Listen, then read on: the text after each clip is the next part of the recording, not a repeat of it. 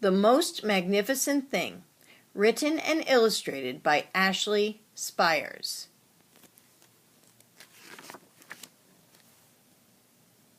This is a regular girl and her best friend in the whole wide world. They do all kinds of things together. They race, they eat, they explore, they relax.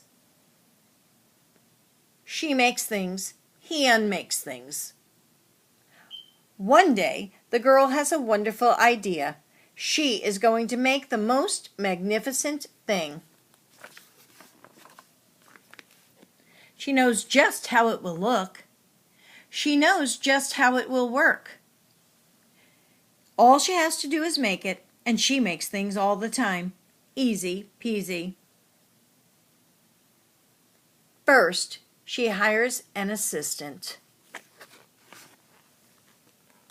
Next, they gather their supplies. They set up somewhere out of the way and get to work.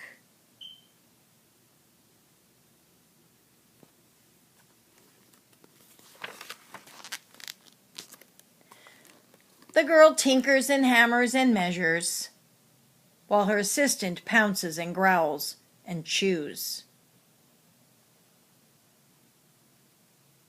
When she is finished, she steps back to admire her work. She walks around one side. Her assistant examines the other side. Doesn't look right. Her assistant picks it up and gives it a shake. Doesn't feel right either. They are shocked to discover that the thing isn't magnificent or good. It isn't even kind of sort of okay. It is all wrong. The girl tosses it aside and gives it another go. She smooths and wrenches and fiddles. Her assistant circles and tugs and wags. When she is finished, she stands up and takes a long look at it. Her assistant gives it a nudge with his paw. The thing is still wrong. She decides to try again. The girl saws and glues and adjusts. She stands and examines and stares. She twists and tweaks and fastens. She fixes and straightens and studies. She tries all different ways to make it better. She makes it square. She makes it round. She gives it legs. She adds antenna.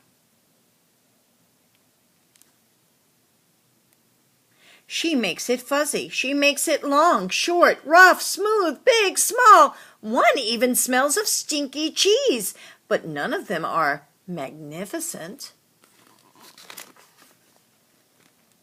Her hard work attracts a few admirers, but they don't understand. They can't see the magnificent thing that she has in her mind.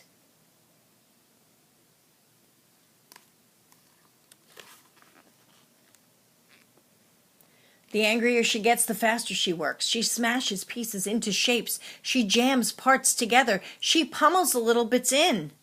Her hands feel too big to work, and her brain is too full of all the not right things. If only the thing would just work. Crunch! The pain starts in her finger, it rushes up to her brain, and she explodes. It is not her finest moment. I'm no good at this. I quit. Her assistant suggests a walk. And at first, it's not much help.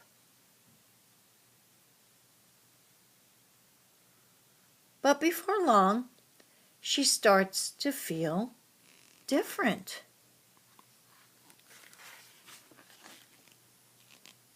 As they stroll along, she comes across the first wrong thing she made.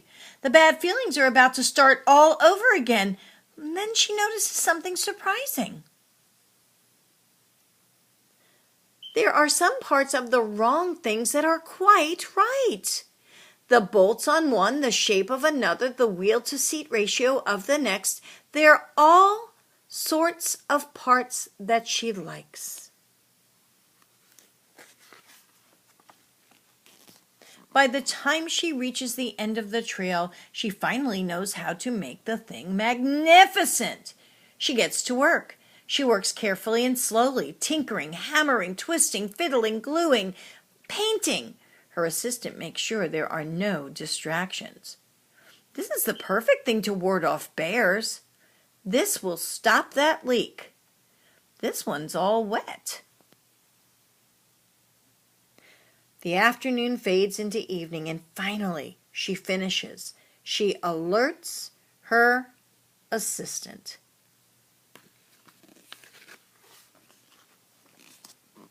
The pair take a good long look. It leans a little to the left, and it's a bit heavier than expected. The color could use a bit of work, too, but it's just what she wanted. They climb aboard and take it for a spin. They are not disappointed. It really is the most magnificent thing. And now, families, it's your turn. If you leave the library and go outside, it's your turn to make your family's most magnificent thing. Of course, there's a challenge. We have no glue or tape for you to use. You must use only the materials that are there.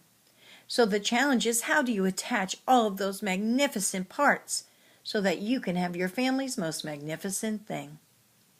After you're done, please bring your most magnificent thing and your family over for a photograph so that we can share with the world what your family's most magnificent thing is. Good luck.